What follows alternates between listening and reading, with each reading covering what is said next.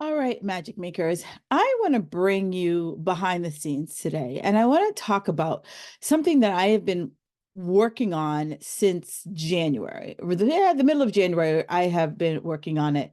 And what I've been working on is what I've been calling maintenance, right? Trying to find that maintenance. And this episode is for you if you are a chronic dieter who is over 40 and you feel like you've just been stuck in a plateau. You've been dieting for years and nothing seems to work, right? And if this sounds like you, like keep listening because that was me. You know, I didn't ever feel like I was this chronic dieter. I feel like I have found, a way of eating and working out that I don't ever feel like my life revolves around my workouts anymore or my life revolves around my food anymore. And, that's a great place to be because, you know, rewind a decade ago, everything revolved around my workouts and my food. And so, you know, I've shared with you guys before, when I was in the beginnings of perimenopause, like my body just revolted against everything I was doing. And I was putting on about 10 pounds a year. And so I just felt like this year, probably starting last summer, I felt like I was just in a funk. Like my body just wasn't changing in spite of the changes that I had made to my diet and the changes I had made to my workouts. My body just wasn't responding anymore. And I just said to myself, something has to change, right? So I decided that instead of trying to initially just hop into a diet, because that's what we all do, right? We're not seeing the change we want. So I need a diet. And instead of doing that, I was like, I need to do something different because I knew that it wasn't cutting my food. I knew that it wasn't increasing my exercise. I knew that just wasn't in the cards. Like that wasn't really what was doing it. So I said to myself, I need help. I sure I know a lot, but as a if I think to myself, a doctor has a doctor, right? A doctor doesn't do surgery on themselves. A doctor goes to someone that they trust. And I said, it's been a long time since I had hired a coach.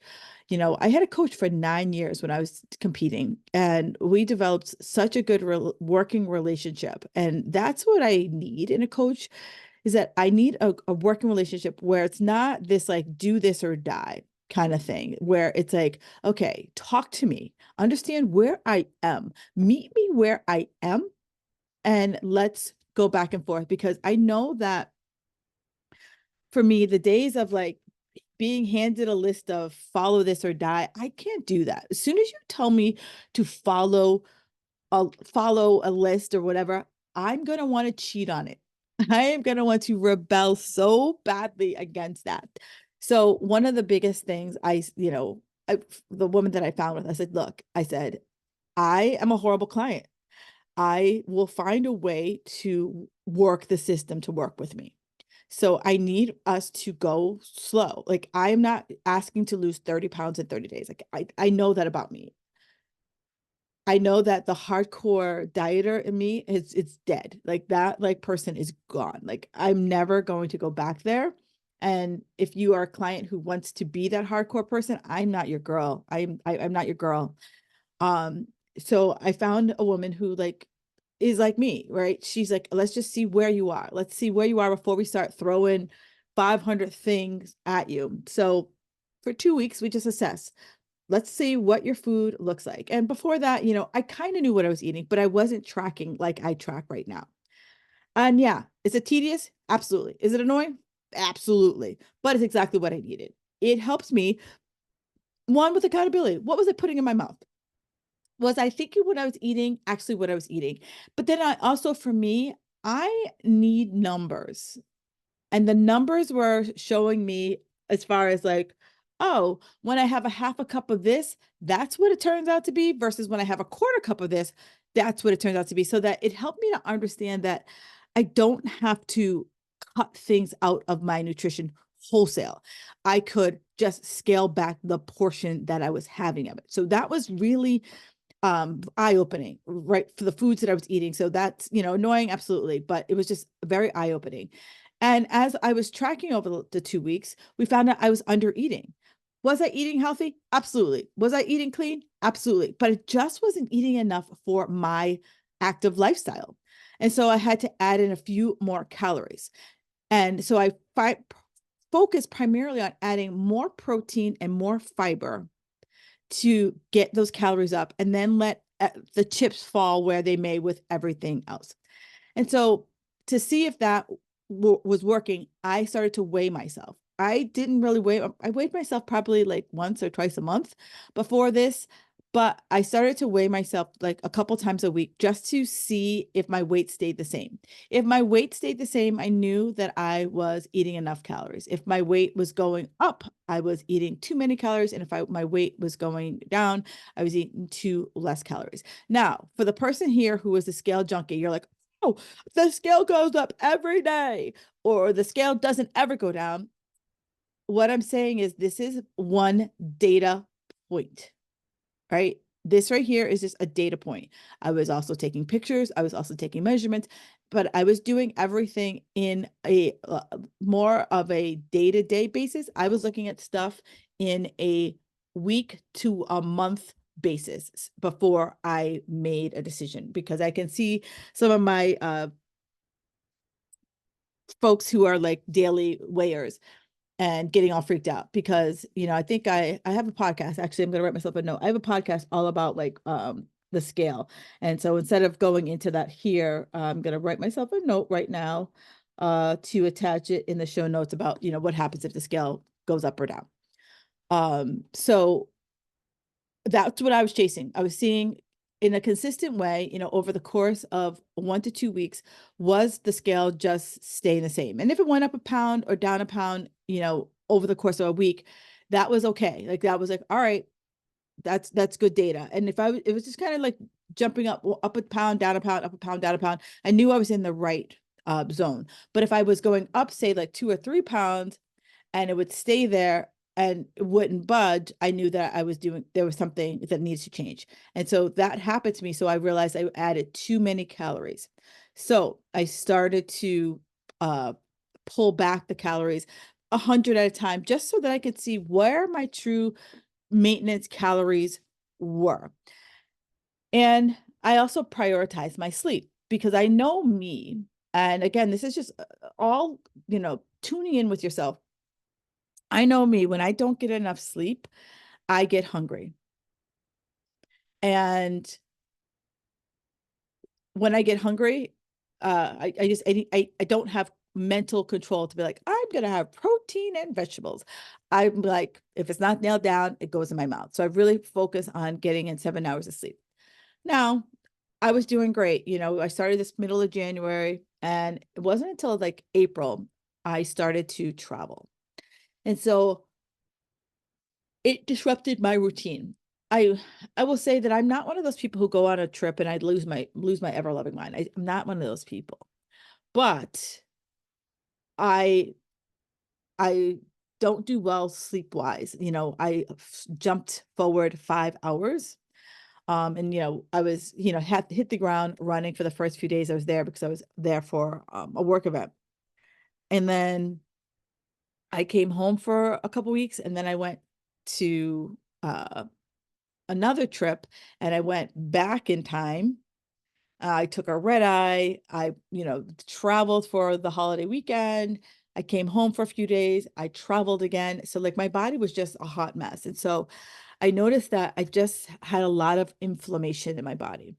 And so for me, inflammation, it's been a while since I felt inflamed in my body. And inflammation means like I felt like my fingers were big. I felt like just like my whole body was like heavy. And so for me, I was thinking that I would be entering into, once my travel kind of scaled back, I would be entering into a fat loss phase. Honestly, I thought I'd be entering into a fat loss phase probably like early April. And that didn't happen. And so now I'm entering what I'm going to call my anti-inflammatory stage of my diet.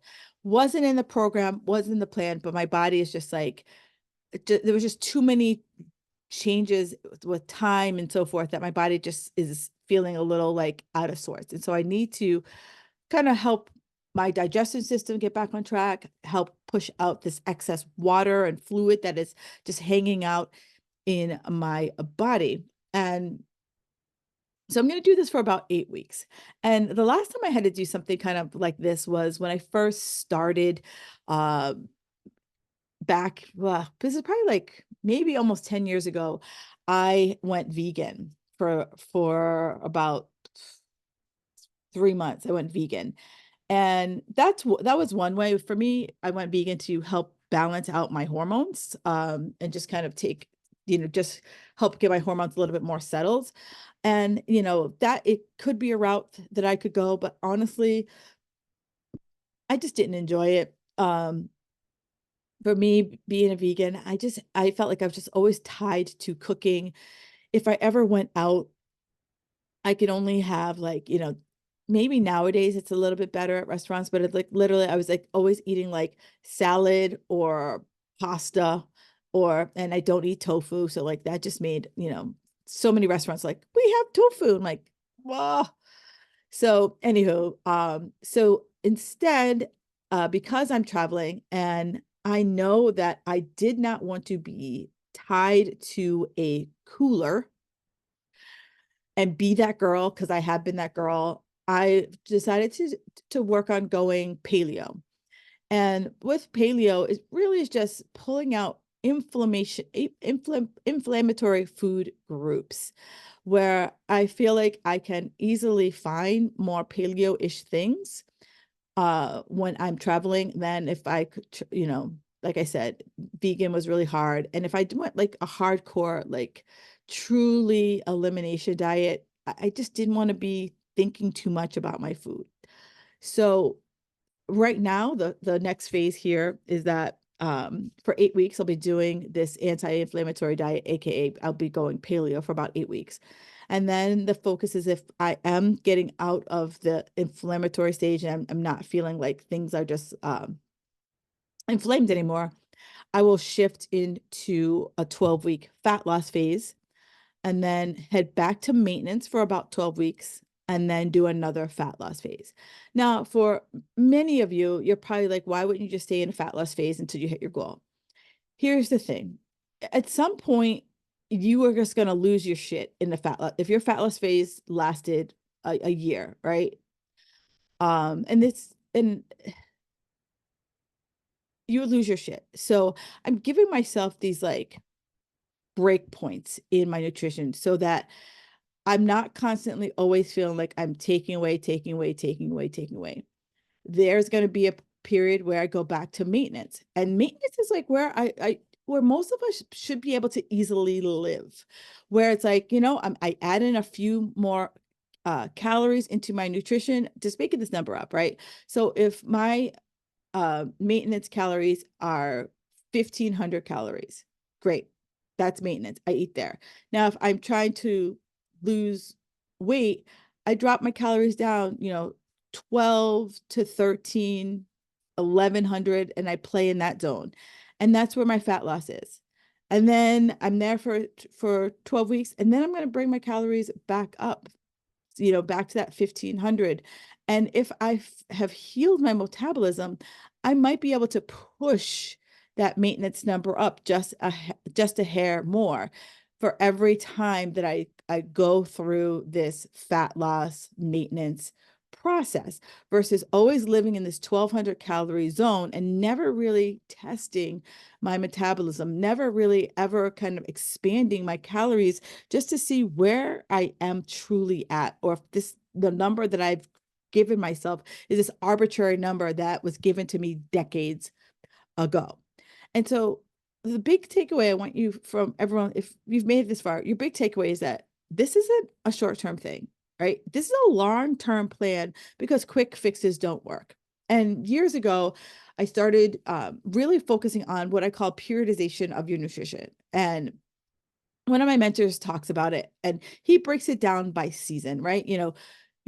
Winter's different than spring, than summer, and so forth. And if you think about the different seasons that we have out in nature, right? Winter, things are a little bit slower. we hunker down. Spring, we start to see a few things blossom and bloom. Summer, most things are in, full growth mode. And then fall, we're in harvest mode. So I want you to start to think about, if I thought about my nutrition in that format, the other way to think about periodization is as for like athletes, the best example I could give is football, right? So football typically they start preseason. Let's say they start preseason in August. So from August through, most people are done by January. So from August to January, that's in season. So they are like not doing the same workouts. They're eating differently in season than they do off season, because that's where they need to be. Like they have to peak performance. And then January comes. And so from like February, March, April, they are off season. So they're doing, heavier lifts. They're eating more to like fuel themselves, working on whatever skills that they told themselves they needed to get better for the season. And so then by the time they get to about May, June, July, they're starting to taper away from that peak season activity, that peak season eating, so they can start to trail into their kind of this mid season, and then we have true season. And so I want you to start thinking about your nutrition that way, that you can't always be like in diet mode, right? It's about, how do I learn to work with my body and not against it? And that's what I'm doing right now. And I'm doing it in real time and sharing, this behind the scenes stuff so that you can understand that, like, some days it's not easy. I had a full and utter meltdown with the woman who's helping me through this, because it's like, and I was trying on spring clothes and my spring clothes weren't fitting because I was so inflamed.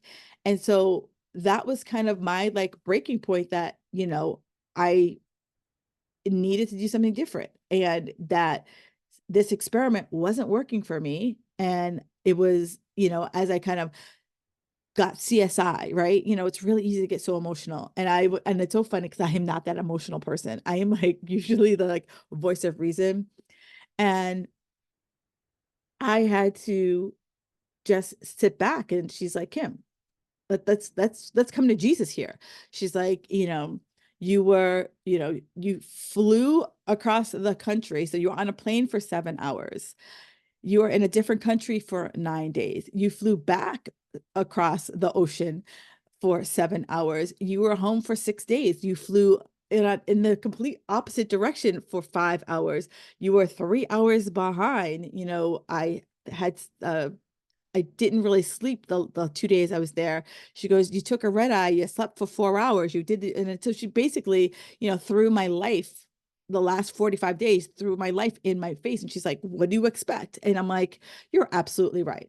Right. And that's one of the reasons why I need a tough love coach, just, that's one of the reasons why I hired her. Cause she was like, yeah, I needed someone to be like, girlfriend, like your life got a little buck wild.